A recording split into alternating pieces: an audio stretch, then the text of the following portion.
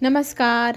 हळद रुसली कुंकू हसलं ह्या मालिकेत आपण पाहत आहोत. दुखावलेली कृष्णा ज्या वेळेला रस्त्यावरनं जात असते, तिला गाडीने उडवलेलं असतं. तिचा जीव आता इतका मोठ्या संकटात पडलेला आहे, तिच्या जीवावर बेतलेला आहे. ती कोमात जायची शक्यता पण आहे. आणि त्याच वेळेला तिथे बाळजाबाई दवाखान्यात येते. तुझ्यामुळे माझा मुलगा माझ्यापासून दूर गेलाय, तर तुला मी जिवंतच ठेवणार नाही असं म्हणत तिच्या ऑक्सिजन नळीवरती इथे पाय देऊन बाळजाबाई उभी असते. तिचा जीव गुदमरत असतो. मशीन बंद पडणार त्याच वेळेला तिथे आता पोचलेला असतो दुष्यंतने आईला सरकवून पाहिलं तर पाय पडल्या नळीवर. आई तू लक्ष देत का नाही, माझ्या बायकोच्या जीवावर बेतले, दिसत कसं नाही, तू नळीवर पाय दिलाय असं म्हणत आईशी भांडण करतो आणि आई घरी निघून जाते.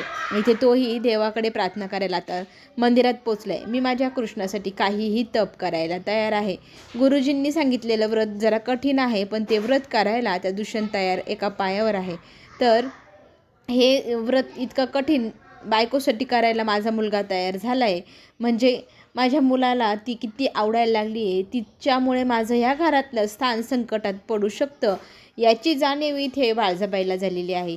मंदिराच्या पायऱ्या गुडघ्यावरती चढत चढत हातावरती ज्योत घेत मंदिरामध्ये आता इथे दुष्यंत फक्त बायकोचा जीव वाचवण्यासाठी, बायकोच्या जीवाची भीक मागण्यासाठी देवाकडे निघालेला आहे. देवाशी भांडण करत आहे.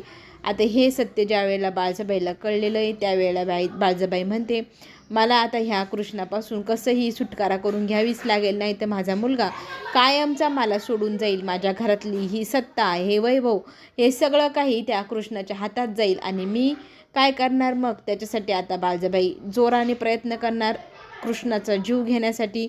चला तर मग कृष्णाचा जीव खरंच बाळजाबाई घेऊ शकेल का, आपण पाहूया पुढच्या भागात. पुन्हा भेटू. धन्यवाद.